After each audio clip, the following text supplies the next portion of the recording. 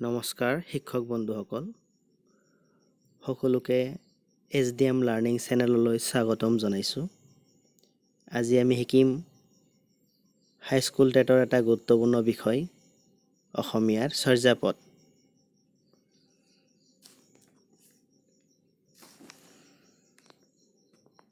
চৰ্যাপদসমূহ খ্ৰীষ্টীয় অষ্টমৰ পৰা দ্বাদশ শতিকাৰ মাজত ৰচনা কৰা হৈছিল। বন্ধুসকল মনত ৰাখিব, চৰ্যাপদসমূহ কেতিয়া ৰচনা কৰা হৈছিল? খ্ৰীষ্টীয় অষ্টমৰ পৰা অষ্টম শতিকাৰ পৰা দ্বাদশ শতিকাৰ মাজত ৰচনা কৰা হৈছিল। চৰ্যাপদসমূহ অসমীয়া ভাষাৰ প্ৰথম লিখিত ৰূপ। ইয়াৰ আগত অসমীয়া ভাষাৰ আৰু লিখিত ৰূপ পোৱা নাযায়। বন্ধুসকল মনত ৰাখিব, অসমীয়া ভাষাৰ প্ৰথম লিখিত ৰূপ বুলি ক'লে আমি চৰ্যাপদ উত্তৰ দিব লাগিব। চৰ্যাপদৰ ভাষাক সন্ধ্যা ভাষা বা আলো আধাৰী ভাষা বুলিও কোৱা হয়। বন্ধুসকল মনত ৰাখিব, চৰ্যাপদৰ ভাষাক সন্ধ্যা ভাষা বুলি কোৱা হয় আৰু এই চৰ্যাপদৰ ভাষাক সন্ধ্যা ভাষা বুলি অভিহিত কৰিছিল হৰপ্ৰসাদ শাস্ত্ৰীয়ে। আৰু সন্ধ্যা ভাষাৰ আন এটা নাম হৈছে আলো আধাৰী ভাষা। হৰপ্ৰসাদ শাস্ত্ৰীয়ে চৰ্যাপদসমূহ নেপালৰ ৰাজদৰবাৰৰ পৰা উদ্ধাৰ কৰিছিল। হৰপ্ৰসাদ শাস্ত্ৰী আছিল কলিকতাৰ মানুহ। তেওঁ কলিকতাৰ এছিয়াটিক ছ'চাইটি অৱ বেংগলৰ বাবে নেপাললৈ গৈছিল। এইটো এটা সংস্থা। ইয়াৰ কাম হৈছে পুৰণি পুথি সংগ্ৰহ কৰা। সেয়ে হৰপ্ৰসাদ শাস্ত্ৰীয়ে কেইবাবাৰো নেপাললৈ গৈছিল। 1907 চনত তৃতীয়বাৰৰ কাৰণে তেওঁ নেপাললৈ গৈছিল। তাতে নেপালৰ ৰাজদৰবাৰৰ পৰা চৰ্যাপদৰ মূল পুথি চৰ্যা বিনিশ্চয় পুথিখন উদ্ধাৰ কৰে। চৰ্যা বিনিশ্চয় গ্ৰন্থখনত মুঠতে 23জন কবিৰ 50টা গীতৰ সংকলন পোৱা যায়। বন্ধুসকল মনত ৰাখিব, বিভিন্ন গাইডত অলপ ওলট পালটকে দিয়া আছে, ভালকে মনত ৰাখিব। চৰ্যা বিনিশ্চয় গ্ৰন্থখনত মুঠতে 23জন কবিৰ 50টা গীতৰ সংকলন পোৱা যায়। আৰু এই চৰ্যা গীতসমূহ বুদ্ধ ধৰ্মৰ লগত জড়িত। এনেকৈ আমাক সুধিব পাৰে, ভালকে মনত ৰাখিব যে চৰ্যা গীতসমূহ কোন ধৰ্মৰ লগত জড়িত? বুদ্ধ ধৰ্মৰ লগত জড়িত।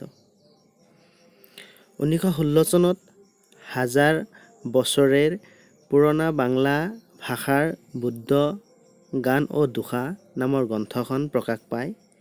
এই গ্ৰন্থখন লিখিছিল হৰপ্ৰসাদ শাস্ত্ৰী আৰু প্ৰকাশক আছিল বংগীয় সাহিত্য পৰিষদ। বন্ধুসকল মনত ৰাখিব, 1907 চনত যেতিয়া চৰ্যাপদসমূহ হৰপ্ৰসাদ শাস্ত্ৰীয়ে নেপালৰ ৰাজদৰবাৰৰ পৰা সংগ্ৰহ কৰি আনিছিল, আনি শেষত 1916 চনত এখন গ্ৰন্থ আকাৰে প্ৰকাশ কৰিছিল। গ্ৰন্থখনৰ নাম মনত ৰাখিব আৰু প্ৰকাশক কোন আছিল সেইটোও মনত ৰাখিব। সাধাৰণতে চৰ্যাপদসমূহ অধিকাংশই 10শাৰীয়া আৰু এই চৰ্যাপদসমূহ মাত্ৰাবৃত্ত ছন্দত ৰচিত কৰা হৈছিল আৰু চৰ্যাপদসমূহ নিৰ্বাণ লাভ কৰাৰ উদ্দেশ্যে ৰচনা কৰা হৈছিল। চৰ্যাপদসমূহ গাবৰ বাবে নিৰ্ধাৰণ কৰি দিয়া হৈছে মুঠতে 17টি ৰাগ। বন্ধুসকল মনত ৰাখিব, চৰ্যাপদসমূহ গাবৰ বাবে নিৰ্ধাৰণ কৰি দিয়া হৈছে মুঠতে সৰ্বমুঠ 17টি ৰাগ। এই 17টি ৰাগৰ মাজতে চৰ্যাপদসমূহ গাব লাগিব। চৰ্যাপদসমূহ যিহেতু সকলো ভাষাৰ লগতে কম বেছি পৰিমাণে জড়িত থকা বুলি অনুমান কৰা হৈছে, বিভিন্ন মহলে দাবী কৰিছে। ঠিক একেদৰে কামৰূপৰ কিছু পণ্ডিত চৰ্যাপদৰ লগত জড়িত আছে বুলি পুৰণি পণ্ডিতসকলে ঠাৱৰ কৰিছে। তাৰে কেইজনমান পণ্ডিতৰ নাম ইয়াত উল্লেখ কৰা হৈছে। বন্ধুসকল মনত ৰাখিব, এনেকে আমাক প্ৰশ্ন সুধিব পাৰে যে তলত দিয়া কোনজন পণ্ডিত চৰ্যাপদৰ লগত জড়িত, কোনজন পণ্ডিত কামৰূপৰ বুলি অনুমান কৰা হৈছে? এইসকলৰ মাজত আছে লুইপাত, সৰগপাত, মীননাথ, শান্তিপাত, ডুম্বিপাত, চেন্তনপাত আৰু মহিধৰপাত। বন্ধুসকল মনত ৰাখিব, ইয়াত যিকেইজন পণ্ডিতৰ নাম উল্লেখ কৰা হৈছে প্ৰত্যেকৰে শেষত পাত শব্দটো আছে। অকল এজন পণ্ডিতৰ শেষত পাত নাই, সেইজন হ'ল মীননাথ। বাকী সকলোবোৰ পণ্ডিতৰ শেষত পাত আছে মনত ৰখাৰ কাৰণে এনেকৈ মনত ৰাখিব লুই পাত, সৰক পাত, মীননাথ, শান্তি পাত, ডুম্বি পাত, চেন্তন পাত আৰু মহিদৰ পাত। তো বন্ধুসকল, চৰ্যাপদ এটা বৰ গুৰুত্বপূৰ্ণ বিষয়। ইয়াৰ ওপৰত বিশেষকৈ প্ৰশ্ন আহিব পাৰে, কেতিয়া চৰ্যাপদসমূহ ৰচনা কৰা হৈছিল। তো মনত ৰাখিব, খ্ৰীষ্টীয় অষ্টমৰ পৰা দ্বাদশ শতিকাৰ মাজত চৰ্যাপদসমূহ ৰচনা কৰা হৈছিল। তো চৰ্যাপদসমূহৰ কোনে সংগ্ৰহ কৰিছিল বুলি আমাক প্ৰশ্ন সুধিব পাৰে। সেইটো উত্তৰ হ'ব হৰপ্ৰসাদ শাস্ত্ৰীয়ে চৰ্যাপদসমূহ সংগ্ৰহ কৰিছিল। ক'ৰ পৰা সংগ্ৰহ কৰিছিল বুলি প্ৰশ্ন সুধিলে আপোনালোকে উত্তৰ দিব নেপালৰ ৰাজদৰবাৰৰ পৰা সংগ্ৰহ কৰিছিল। কেতিয়া সংগ্ৰহ কৰিছিল বুলি ক'লে আপোনালোকে উত্তৰ দিব 1907 চনত সংগ্ৰহ কৰিছিল।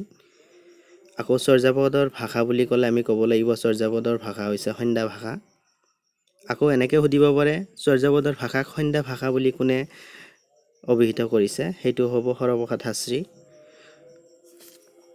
আকৌ আমাক সুধিব পাৰে 1000 বছৰৰ পুৰণা বাংলা ভাষাৰ বৌদ্ধ গান ও দোষা নামৰ গ্ৰন্থখন কেতিয়া আৰু কোনে প্ৰকাশ কৰিছিল। কেতিয়া প্ৰকাশ কৰিছিল বুলি ক'লে উত্তৰ হ'ব 1916 চনত প্ৰকাশ কৰিছিল। কোনে প্ৰকাশ কৰিছিল বুলি ক'লে উত্তৰ হ'ব হৰপ্ৰসাদ শাস্ত্ৰীয়ে প্ৰকাশ কৰিছিল। আৰু প্ৰকাশন আছিল বংগীয় সাহিত্য পৰিষদ। ধন্যবাদ বন্ধুসকল।